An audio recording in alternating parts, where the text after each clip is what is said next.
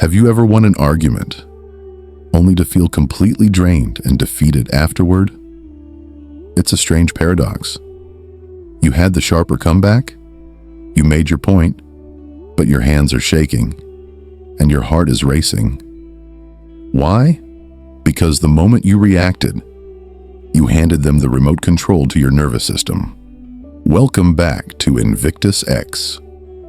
Today, we are not talking about how to fight back. We are talking about how to become untouchable. We live in a culture obsessed with the clapback.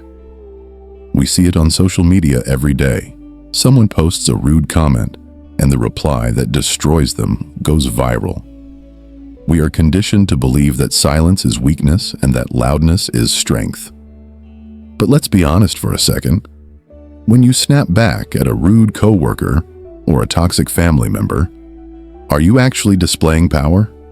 Or are you just proving that they have the ability to disrupt your peace at the push of a button?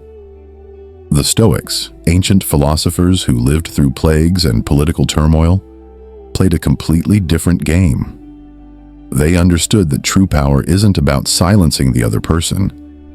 It's about building what Marcus Aurelius called an inner citadel, a fortress inside your mind that no one can enter without your permission.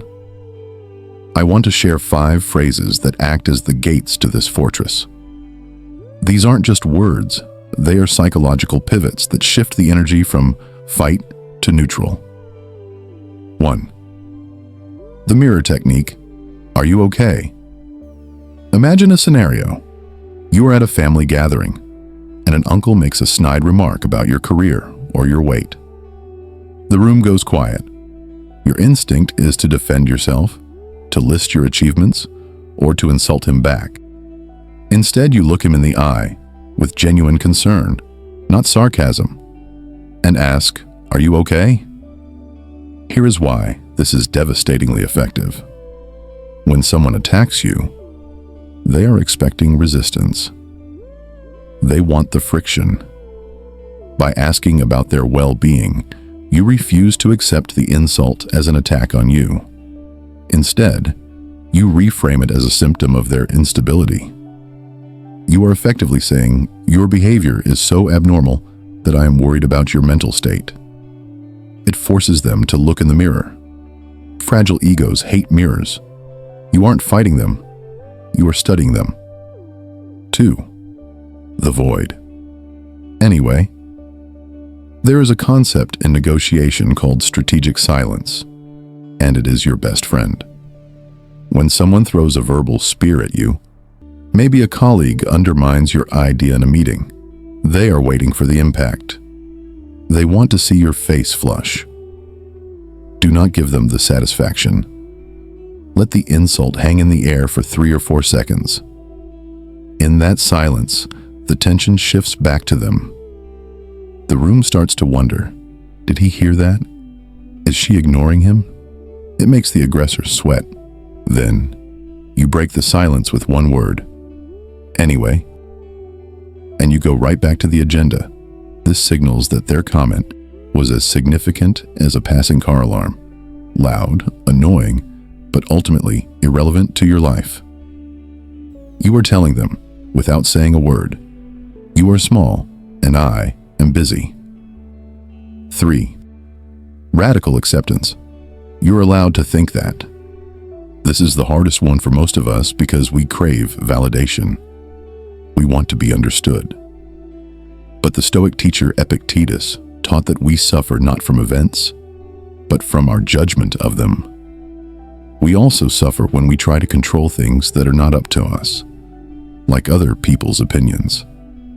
If someone says, "You're selfish," or "You're not good at this," and you fight it, you are essentially begging them to change their mind so you can feel safe. Instead, try saying, "You're allowed to think that." This is the verbal equivalent of dropping the rope in a game of tug-of-war. They are pulling hard, ready for the struggle, and suddenly, you just let go. You aren't agreeing with them. You are simply acknowledging that their opinion is a thought in their head, not a fact in your reality. It is liberating. It separates your self-worth from their external validation. Let me tell you a quick story about how this looks in the real world.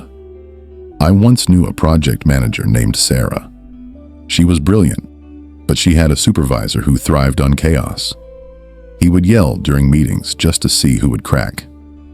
One afternoon, the supervisor exploded over a minor formatting error in a report. He called Sarah incompetent in front of the entire team. The old Sarah would have cried or shouted back. But she had been practicing this mindset. She waited. She let the silence stretch until it was uncomfortable. The supervisor actually stopped panting, waiting for her reaction. Sarah looked at him calmly and said, "Did you mean to be that rude, or did it come out wrong?" The room froze. This is phrase number 4, and it is a surgical strike. By giving him 2 options. Option A, admit he is intentionally being a jerk. Or option B, admit he lost control. She forced him to engage his logical brain. He couldn't say, "I meant to be rude," without looking like a monster. He stammered, flushed red, and muttered, "I'm just stressed about the deadline." The power dynamic flipped instantly. Sarah was no longer the victim. She was the adult in the room. 5. The boundary. I'm not the audience for this. Finally, we have to realize that some people treat anger like a performance art. They need an audience to sustain their drama. They try to cast you in a role: the villain, the victim, the fellow screamer. Refuse the casting call. Say, "I'm not the audience for this." This is clean. It is final. It implies that their behavior is a show, and you didn't buy a ticket. It protects your energy. As Marcus Aurelius said, "The best revenge is to be unlike the one who performed the injury." If they want to roll in the mud, let them. You don't have to get your clothes dirty. Why this matters. Applying these phrases isn't just about winning a social interaction.